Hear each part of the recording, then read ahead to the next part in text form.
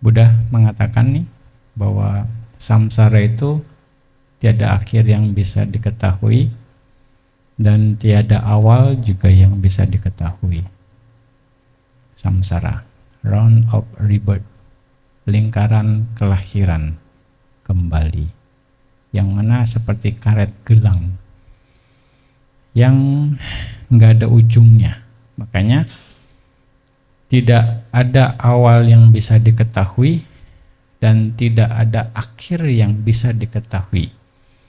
Bukan berarti Buddha tidak mengetahui akhir atau awal dari lingkaran kelahiran kembali. Bukan berarti Buddha tidak tahu. Buddha tahu bahwa samsara ini tidak ada awalnya yang terlihat dan tidak ada akhirnya. Masih seperti itu. Nah, kenapa kita ada di samsara sampai dengan saat ini? Itu yang harus jadi pertanyaan mendasar. Kenapa kita ada di samsara? Betah gitu. Ya kecili. Disadari atau tidak disadari gitu. Mau gitu. Ya. Mungkin tidak disadari karena ketidaktahuan. Tapi ada juga yang belum siap. Sehingga ya udah biarin aja gitu. Ada juga. Nah, kenapa kita ada di samsara? Terus membiarkan kebiasaan di samsara itu ada. Ya, disadari atau tidak disadari. Karena kita terus mengikuti kebiasaan yang di samsara. Makanya kita ada. Logikanya seperti itu. Kita mengikuti polanya. Kita terikut polanya. Mengikuti dan terikut pola di samsara selama ini, makanya kenapa kita tetap ada, eksis di samsara. Apa pola di samsara itu sendiri? Secara umumnya nambahin kilesa. Secara umumnya bisa lebih detail lagi. Nambahin loba, nambahin dosa, nambahin moha. Ya. Pasti ketika bikin aku salah, itu pasti akan nambahin loba atau dosa atau moha, pasti. Dan ternyata ketika bikin aku salah pun masih banyak yang menambah dosa, loba, dan moha ketika kita bikin kusala. Ketika kita bikin kebajikan pun masih diselimuti itu. Ya, kecenderungan menambah loba, dosa, moha baik di akusala dan juga kusala masih kuat sebagai putujana. Ya. Nah, ini juga yang kita tidak sadari ataupun menyadarinya. Ya. Disadari ya karena mungkin itu pola yang diinginkan. Tidak disadari karena ketidaktahuan kita. Ya kan? Disadari. Misalnya kita menginginkan sesuatu dari apa yang kita lakukan. Ya, kita mengharapkan sesuatu dari kebaikan yang kita lakukan. itu bentuk keinginan, itu bentuk imbalan. Kita mengharapkan hasil atau imbalan dari apa yang kita lakukan. Meditasi saya mau sampai jana, mau mencapai jana. Saya menginginkan pencapaian nibbana. Kalau Anda analisa, itu bentuk keinginan. Ya, untuk pencapaian nibbana. Saya menginginkan mencapai, makanya saya mau meditasi. Itu halus sekali sebenarnya. Padahal pencapaian nibbana itu adalah proses dari kebaikan yang memang dengan tanpa kemelekatan. Nibbana itu bagian dari proses pelepasan keinginan, tapi kita menginginkan di satu sisi. Yang ini akhirnya nggak sinkron. Makanya di levelan tertinggi nanti itu menjadi upakilesa. Ya, itu menjadi halangan dalam pencapaian tingkatan tertinggi. Tapi di levelan bawah itu diperlukan sebagai bahan bakar untuk menyemangati kita untuk bergerak. Karena dasarnya ya antara tanha dan canda ini beda-beda tipis. Yang kilesa itu lebih kepada tanha, menginginkan. Tapi yang kusala biasanya canda, ini willingness to do, kemauan untuk melakukan. Beda, menginginkan sesuatu tapi beda dengan mau melakukan sesuatu. Saya mau mencapai nibbana. Berarti saya akan melakukan hal yang memang mengarah pada nibbana. Ini canda. Tapi saya menginginkan nibbana misalnya. Ada keinginan yang kuat untuk pencapaian nibbana. Kita mengejar nibbana itu sendiri pada akhirnya. Nah, di sini akan beda-beda tipis yang baik lagi itu karena kilesa kita, loba, dosa dan ini memang by practical sense ya. Ya, itu yang harus juga kita pahami. Makanya kita terjebak di samsara karena kita mengikuti kebiasaan di samsara. Gitu. Karena kita menginginkan sesuatu dari apa yang kita lakukan. Kita terbiasa secara umat awam ditarget. Ya kan? Ditarget untuk mengejar sesuatu. Itu tipikal kita sudah mengejar sesuatu. Ya, kalau bisa sekolah dapat ranking, karena belajar kamu pinter. Ya kan? Karena belajar kamu akan jadi pinter. Karena lulus sekolah nanti kamu akan mencapai tujuan Anda. Itu sudah didogma dalam kehidupan kita. Kalau kamu mau sukses, Anda harus kerja keras. Jangan malas. Nah, itu adalah iming-iming atau imbalan-imbalan atau harapan yang dipacu untuk memenuhi, dan itu menjadi kecenderungan kita yang terus ditambah dari kebiasaan kehidupan kita. Kalau kamu mau sesuatu, kamu harus berusaha keras sehingga kamu akan berhasil. Ya. Termasuk akhirnya itu kebawa ke dalam ranah spiritual. Yang mana ranah spiritual itu berbeda dengan duniawi. Ya kan? Mungkin sering Bante katakan, Anda ngejar spiritual akan semakin jauh. Anda ngejar duniawi, Anda akan dapatkan.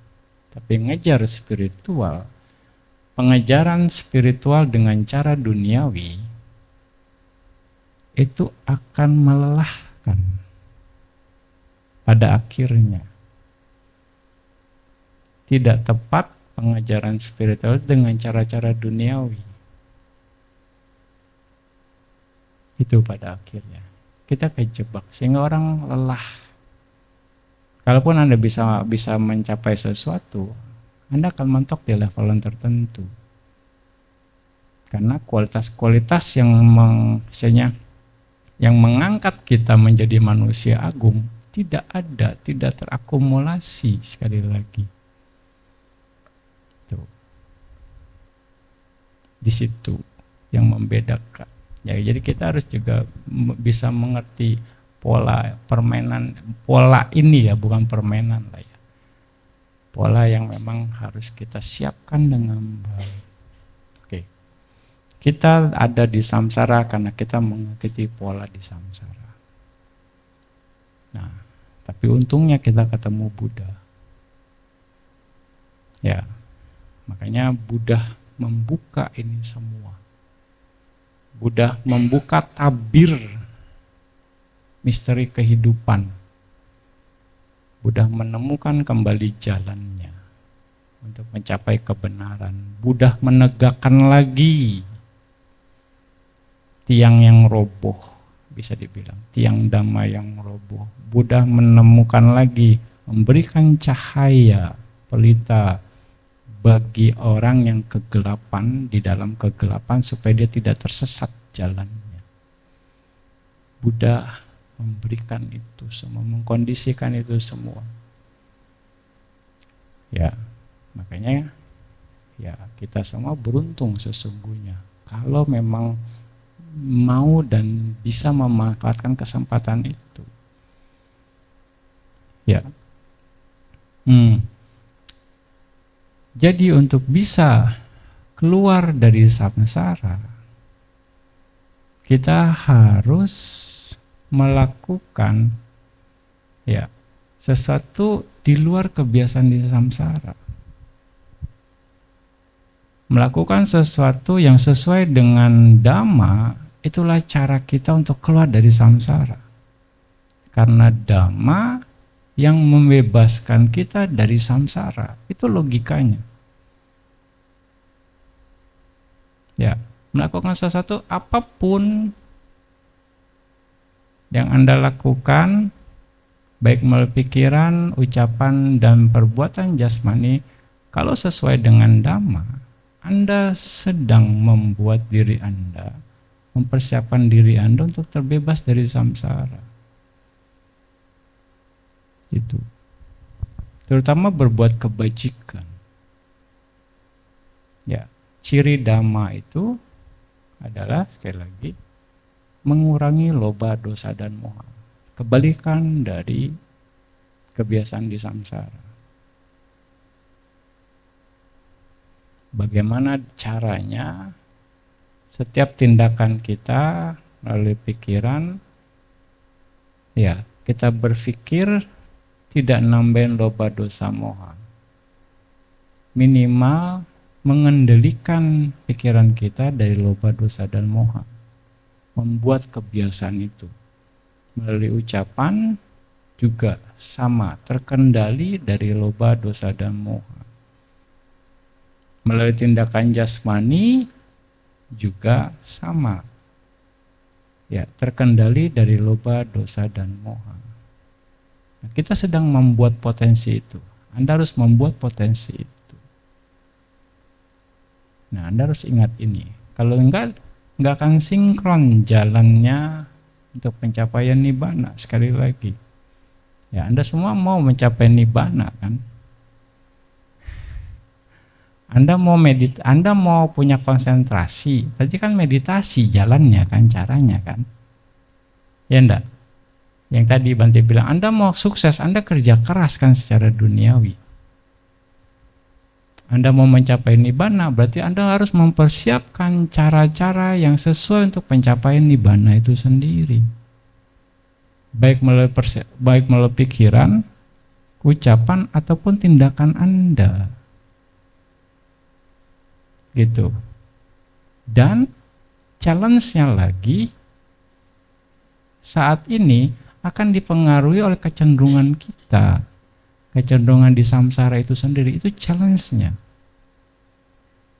Kita lagi berjuang, tiba-tiba dihajar sama kebiasaan lampau. Udahlah, nggak mungkin capai nibbana lah.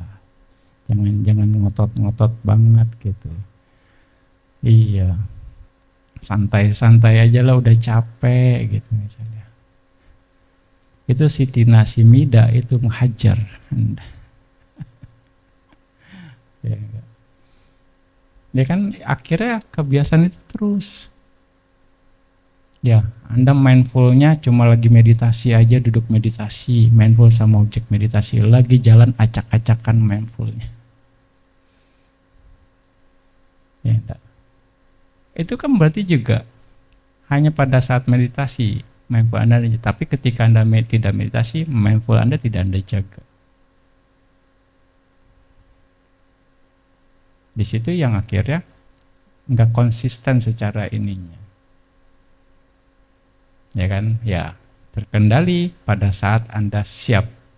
Tapi Anda tidak terkendali ketika Anda tidak siap.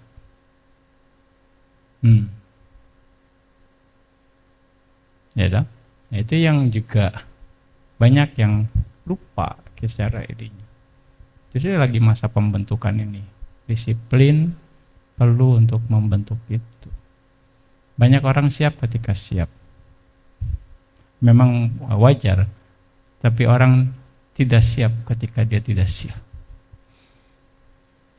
Ya, istilah banting itu belum tahan banting. Ya, belum tahan banting. Ya, secara ini. Nah, tapi seorang yang konsisten, dia akan siap walaupun dia tidak siap, dan akan siap ketika dia siap. Artinya siapnya itu sikap mentalnya gitu. Sikap mentalnya maksudnya. Bukan artinya memaksakan diri, tidak.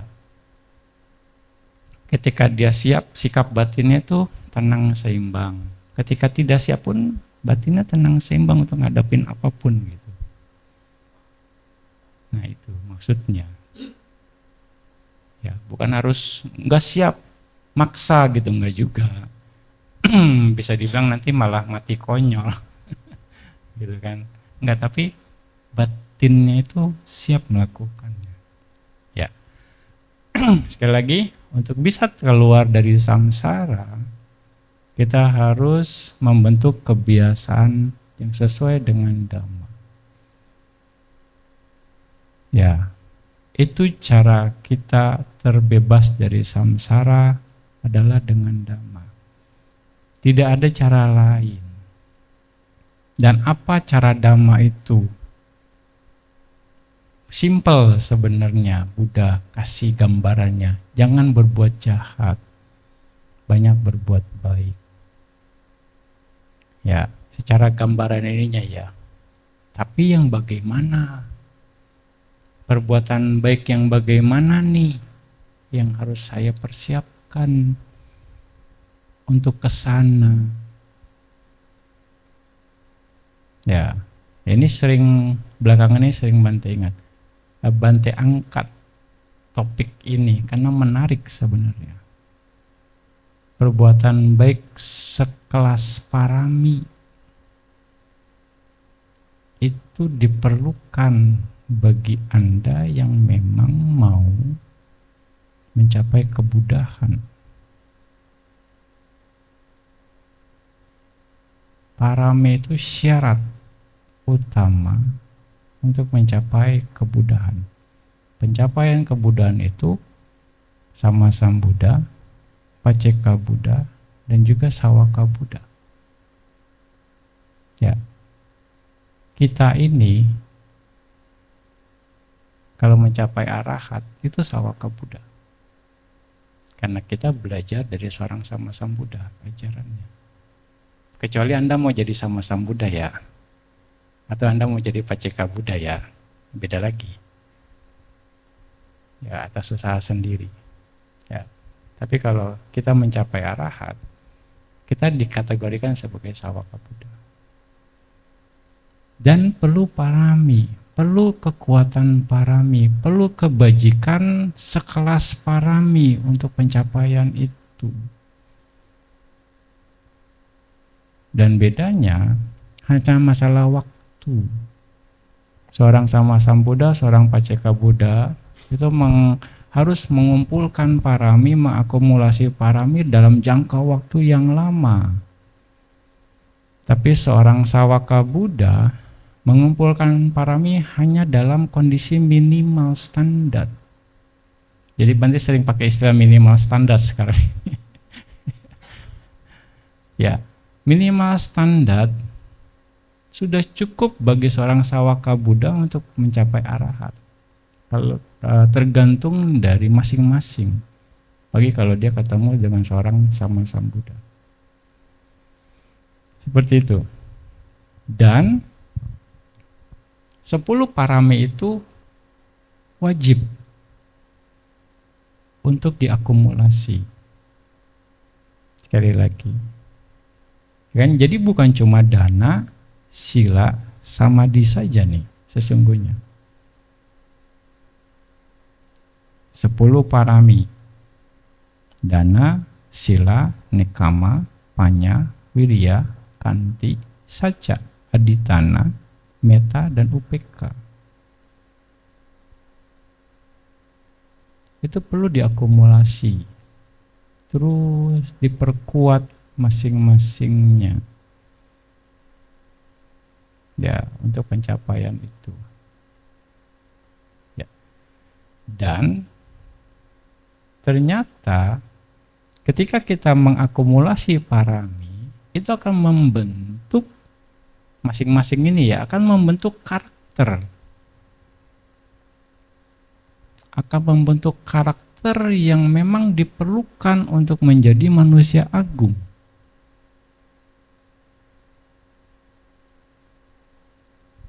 Karakter itulah yang membentuk kita untuk menjadi seorang Buddha.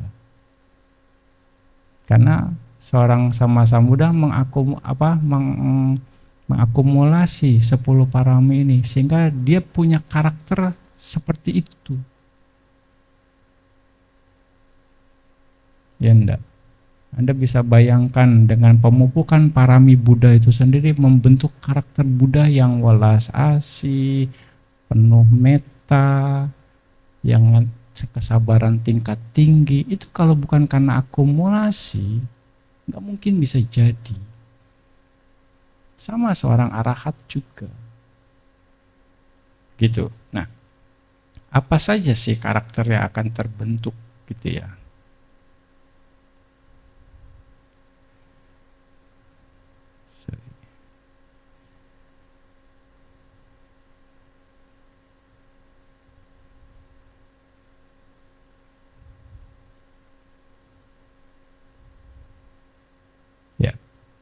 Sekilas saja Bante ini ya, supaya mengingatkan dan memperkuat, mengingatkan bagi yang memang belum ingat, memperkuat yang sudah ingat gitu ya.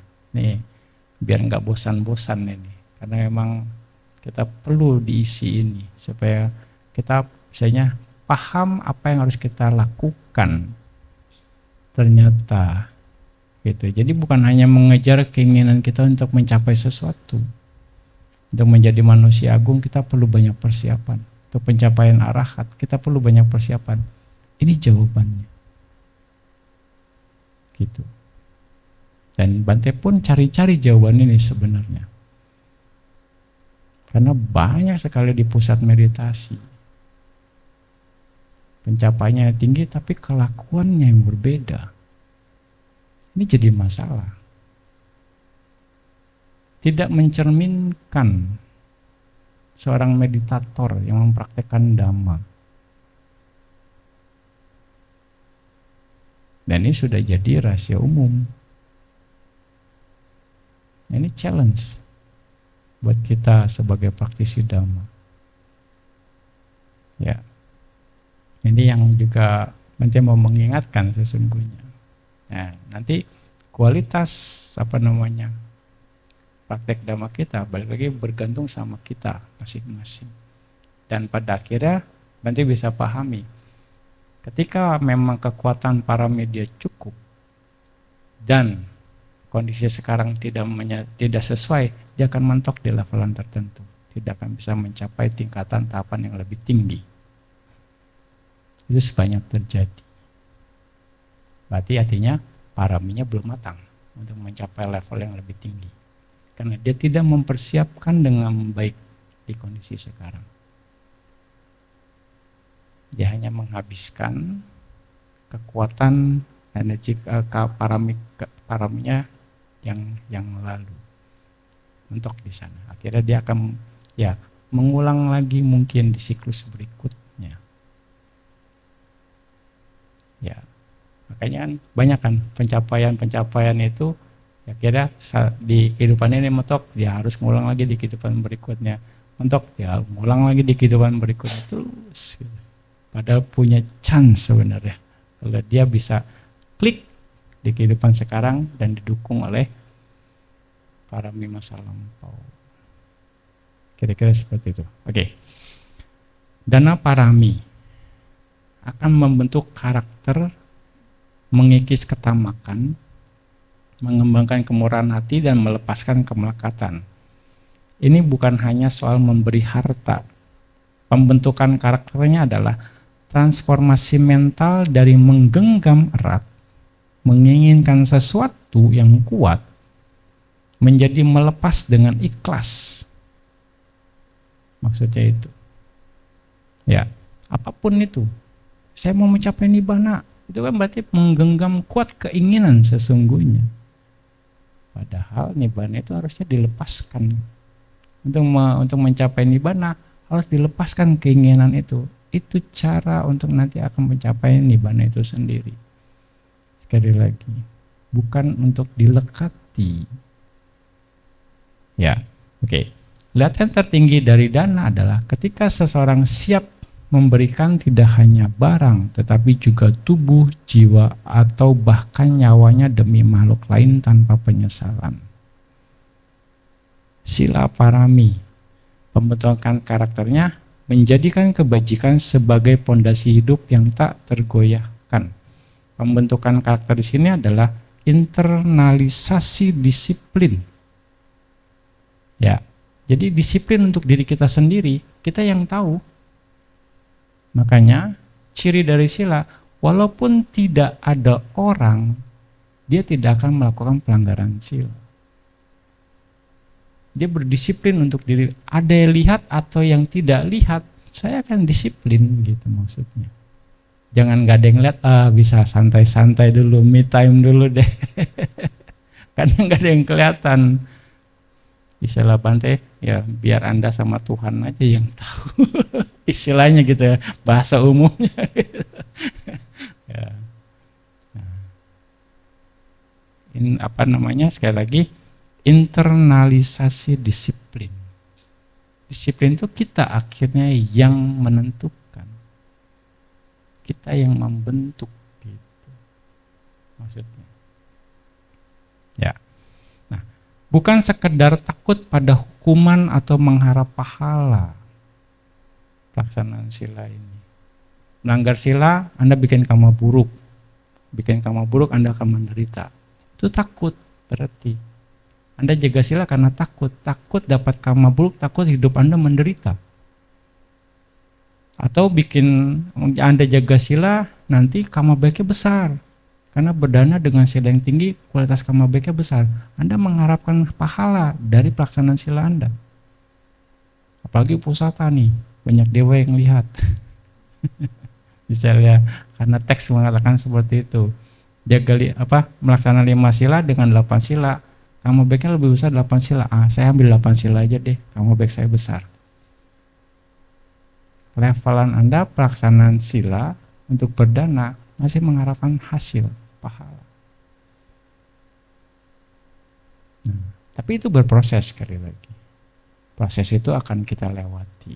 Tapi kita harus bikin smooth semuanya. Sekali lagi. Kadang orang perlu diiming-iming dulu. Kadang orang perlu didorong dulu supaya sadar. Nanti kalau dia konsisten, dia akan jenuh dengan pola ini. Kenapa saya harus diiming-iming? Kenapa saya harus mengharapkan sesuatu sih? Kebaikan saya akan lakukan saja. Capek saya bikin kebaikan tapi mengharapkan sesuatu. Serakah sekali saya. Pada akhirnya kita akan sadari itu. Nggak ikhlas sekali saya mengharapkan sesuatu dari kebaikan yang saya lakukan. Saya nggak respect sama Buddha. Ya kan, saya belum begitu respect sama Buddha. Karena ini praktek apa? Ini dhamma yang Buddha ajarkan yang harus saya praktekkan. Ada nggak ada hasil, saya akan tulus mempraktekkannya sebagai bentuk respect saya terhadap Buddha. Itu mantap pemahaman itu. Ya enggak? Setuju enggak? Ini kan sikap mental kita, kebijaksanaan kita dalam mempraktekkan dhamma. Bukan mengharap sesuatu. Nah, itu bentuk kematangan kebijaksanaan kita dalam melakukan kebaikan. Kalau Anda bisa pegang itu, bisa memperkuat itu, justru kebajikan Anda akan jadi murni. Ketika Anda melakukan kebajikan yang murni, justru powerful banget itu. Ketika Anda mengumpulkan hal-hal yang powerful, tinggal jadinya aja sebenarnya. Ya enggak? Kalau Anda melakukan semuanya dengan powerful, tinggal waktunya aja untuk jadi akumulasinya. Sebenarnya itu. Jadi Anda akan nothing tulus melakukannya. Justru akan semakin smooth jalan Anda. Tiba-tiba jadi aja misalnya. Gimana? Enggak tahu prosesnya. Begini aja saya jalanin. Tiba-tiba nyampe. Ya kan? Pada akhirnya. Banyak hal seperti itu. Oke. Bukan sekedar takut pada hukuman atau mengharap pahala, melainkan menghargai diri sendiri dan orang lain sedemikian rupa sehingga tidak mungkin melakukan kejahatan. Ya, karakter yang terbentuk adalah seseorang yang ucapannya bisa dipegang, amanah, dan menjadi pelindung bagi semua makhluk, bukan ancaman. Yang menjaga sila itu akan membuat orang nyaman. Ya, bukan ancaman. Mungkin di masyarakat ada, dia jaga sila jadi kaku banget. Takut salah, takut ini, takut melanggar. Jadi semuanya kaku karena dipenuhi dengan rasa ketakutan. Sehingga orang nggak nyaman. Ini salah mindset, salah kebijaksanaan. Justru orang yang jaga sila akan bikin orang lain nyaman. Ya, menjadi pelindung semua makhluk. Pelindung semua makhluk berarti kan metanya muncul kan? Ya kan, karena dasar dari sila itu akan memunculkan meta. Ya, akan memunculkan meta seseorang. Jadi bukan ancaman, justru malah jadi nyaman sesungguhnya. Bukan jadi kaku, malah jadi lebih fleksibel sesungguhnya. Karena meta secara alamiah akan bertumbuh. Kira-kira seperti itu. Ya. Nekama parami, pembentukan karakternya kemampuan untuk hidup sederhana dan menemukan kebahagiaan yang tidak tergantung pada objek indrawi. Anda lepas dari handphone nih sekarang nih, happy nggak? Happy kan? Nggak pusing lihat WhatsApp. Iya kan? Oh, meditasi dalam kesepian, sendirian. Nggak ada yang gangguin. Anda enjoy. Ya kan? Pada dengan sepi malah Anda happy kan? Bukan malah bukan jadi mengharapkan keramaian. Nah, ini adalah nekama. Anda sudah mendapatkan nekama. Gitu. Pelepasan karakter yang bebas dan mandiri secara emosional. Seorang tidak lagi didefinisikan oleh harta, jabatan, atau pujian. Gitu. Ya. Mau bahagia, nggak perlu misalnya jadi kaya, punya jabatan atau apapun, tidak. Duduk diam semuanya, udah happy masing-masing. Dengan kesepian, dengan kesendirian gitu, dengan kesunyian. Emang perlu harta, emang perlu kedudukan, emang perlu yang lain, kan nggak cuma duduk diam aja. Yang pasti perlu makan, perlu tempat tinggal. Gitu kan? Ya, Anda bawa diri aja udah happy Anda. Nah, itulah. Ya. Pikirannya tidak sempit dan tidak mudah diperbudak oleh iklan duniawi. Ia menemukan ruang dalam batin karena tidak lagi dipenuhi oleh sampah keinginan yang rendah. Mungkin kalau mau, mungkin Anda bisa terus nih lanjut gitu, kalau mau gitu ya. Terus saja meditasi kerjaannya gitu. Bante yakin kalau memang kesempatannya ada. Gitu. Ya kan? Kira-kira seperti itu. Panya parami, pembentukan karakternya melenyapkan kegelapan batin, melihat realitas apa adanya. Pembentukan karakter di sini adalah ketajaman analitis yang dibalut welas asih. Orang bijak tidak gampang tertipu oleh penampilan luar. Ia mampu membedakan mana yang esensial dan mana yang ilusi. Karakternya tidak dogmatis, ia fleksibel, adaptif, namun berakar kuat pada kebenaran hukum sebab akibat. Ya, ini karakter dari Panya. Wirya parami, mentalitas pantang menyerah dan ketahanan luar biasa. Ini membentuk karakter pahlawan spiritual. Wirya adalah bahan bakar untuk semua parami lainnya. Tanpa wirya, kebijaksanaan hanya teori dan kemurahan hati hanya rencana. Dibilang karakter yang dibangun adalah seseorang yang tidak mengenal kata gagal total. Baginya kegagalan hanyalah umpan balik untuk bangkit dengan strategi baru. Makanya coba lagi ya. Try again. Coba lagi. Bukan, aduh, saya nggak bisa Bante. Jangan bilang nggak bisa sama Bante. Belum bisa. Coba lagi. Nothing is impossible. Udah sering kan dengar kan? Nothing is impossible. Nggak ada yang nggak mungkin. Everything is possible. Coba ya. Coba lagi ya. Nah itu. Try again. Sekali lagi itu adalah wirya. Kanti parami, karakternya kekuatan menahan diri, tidak membenci dan tetap tenang di bawah tekanan. Kanti. Ya. Ini adalah dibilangnya kosmetik jiwa yang paling mahal. Tetap tenang walaupun di bawah tekanan. Ya kan? Ini adalah kesabaran membentuk karakter yang sejuk, damai dan tidak reaktif. Orang yang memiliki kanti tidak menyimpan dendam dan tidak meledak-ledak. Ia menyerap getaran negatif dari lingkungan tanpa memantulkannya kembali. Wah, adem banget orang ini. Nggak bereaksi. Ya, ini adalah bentuk penguasaan diri tertinggi yang membuat orang lain merasa nyaman di dekatnya. Orang Medan Kong boyokin. Ya kan? Tapi mungkin di dalamnya gegermet di sini. Buat tai chi. Nggak masalah, banyak masalah di sini. Ya, jadi ya sekali lagi kanti parami, menyerap energi negatif tanpa memantulkannya kembali. Ini adalah bentuk penguasaan diri tertinggi yang membuat orang lain merasa nyaman di dekatnya.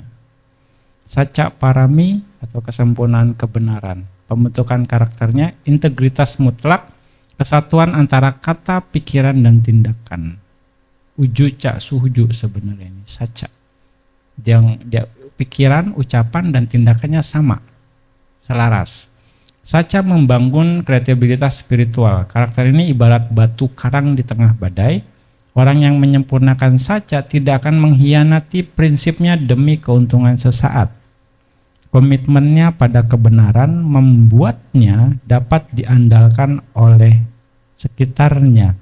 Ucapannya memiliki kekuatan karena energinya murni. Gitu. Aditana parami. Pembentukan karakternya itu determinasi baja yang berakar pada kebijaksanaan, bukan keras kepala. Ya. Jadi determinasi bajanya pada kebijaksanaan, bukan karena keras kepala. Gitu. Ini adalah kemampuan untuk menetapkan tujuan mulia dan tidak berbelok meski harus melewati neraka istilahnya. Gitu. Pembentukan karakternya adalah mengubah keinginan atau tanha menjadi aspirasi, jadi cetana. Jadi dirubah dari keinginan yang tapi jadi tujuan. Nah, balik lagi di sini diterjemahkan menjadi canda, kemauan untuk melakukan, bukan menginginkan, tapi mau melakukan hal yang memang sesuai dengan tujuan itu. Ya. Orang dengan aditana yang kuat tidak terombang-ambing oleh tren atau opini. Ia seperti gunung. Ya, badai protes dan godaan hanya lewat di permukaannya, tidak mampu menggoyahkan intinya. Gitu. Meta parami, kesempurnaan cinta kasih, pembentukan karakternya meleburkan sekat aku dan kamu. Meta membentuk karakter yang hangat, inklusif dan tanpa musuh. Ini bukan cinta posesif, melainkan harapan tulus agar semua makhluk berbahagia. Orang yang melatih meta tidak bisa menyakiti, wajahnya teduh, pikirannya bebas dari kebencian dan secara aktif mencari cara untuk mengurangi penderitaan makhluk lain. Inilah karakter yang menyinari kegelapan. Oke. Lalu UPK, kesempurnaan keseimbangan batin. Pembentukan karakternya stabilitas di tengah 8 angin dunia. 8 ataloka dhamma, untung rugi, puji cela, suka duka, terkenal dan tidak terkenal. Stabilitas, stabil, kestabilan. Ya, UPK melengkapi meta dan kanti. Ini membentuk karakter yang dewasa secara spiritual. Ia tidak melekat pada hasil tindakan.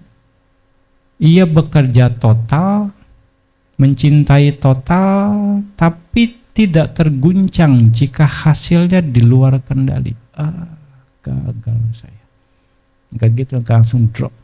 Oke, saya coba lagi. Saya akan berusaha lagi, saya akan perbaiki. Ini bagian dari proses. Ya, jatuh sekali, bangun 2 kali. Jatuh 1000 kali, bangun 1001 kali. Ya, gitu prinsipnya. Tidak ada kata gagal. Susah Bante, nggak bisa. Pokoknya, ya tidak tergoncangkan walaupun jika hasilnya di luar kendali. Karakter ini tidak baper, tidak terikat pada drama, dan memiliki pandangan yang jernih karena pikirannya tidak tertutup kabut suka dan duka. Ini UPK. Nah, hal yang menarik nih. Ke-10 parami ini seperti 10 organ dalam tubuh spiritual. Jika semuanya matang, karakter yang terbentuk adalah seorang arahat atau Buddha, yaitu makhluk yang cerdas, berbelas kasih, stabil dan benar-benar bebas dari penderitaan batin. Wajar ya seorang Buddha seperti itu, karena pengakumulasian paraminya. Wajar kalau seorang arahat seperti itu, pembawaannya gitu. Nah, itulah syarat untuk pencapaian nibbana. Sekali lagi, semua ada polanya yang harus kita bisa baca. Jadi pantas ketika seseorang punya kualitas ini dia mencapai sesuatu. Nah, sekali lagi Anda punya kesempatan itu sekali lagi untuk merubah mindset dari yang kebiasaannya mengejar duniawi, ya sekarang coba untuk memupuk parami untuk mencapai tujuan nibbana itu sendiri. Sekali lagi, karena mencapai spiritual tidak bisa dikejar dengan cara duniawi. pencapaian spiritual Dhamma ini atau tingkatan Nibbana ini ya harus dilakukan dengan cara Dhamma. Ya, untuk pencapaian Nibbana sekali lagi kita perlu memupuk kekuatan parami. Yang tadi Bhante katakan itu. Itu syaratnya. Itu jalurnya bisa dikatakan. Ya, nanti dengan begitu kita akan selaras idame punyang nibbanasa pacaya hotu. Yang kita sering mengucapin itu kan. Idame punyang asawakayang wahang hotu. Idame punyang nibbanasa pacaya hotu. Itulah jawaban dari apa yang sering kita ucapkan. Ya, tinggal bagaimana aplikasinya sekali lagi. Nah, semua itu bisa Anda lakukan, khususnya bagi para meditator. Ya, Bhante udah jelaskan bagaimana dengan meditasi Anda mengumpulkan semua parami. Tuh, Bhante sudah jelaskan itu di awal. Ya, mungkin nanti Bhante akan ulang lagi deh, biar review lagi. Dan juga bagaimana di lingkungan meditator Anda bisa mengumpulkan parami juga. Jadi semua hal Anda bisa lakukan untuk mengumpulkan parami, bukan cuma meditasi saja sekali lagi. Gitu. Bukan hanya meditasi Anda mengumpulkan parami, tapi bagaimana Anda berinteraksi dalam lingkungan meditasi pun itu juga bagian dari pengumpulan parami Anda sekali lagi, pengakumulasian parami. Dan parami punya ciri tidak mementingkan diri sendiri. Parami punya ciri untuk kebahagiaan pihak lain. Itu ciri pendasar dari parami. Sekali lagi, ketika Anda melakukan kebajikan ke sana, berarti Anda sedang mengarahkan diri Anda memang untuk pencapaian Nibbana. Ya, Anda sedang membuat potensi untuk pencapaian Nibbana itu sendiri.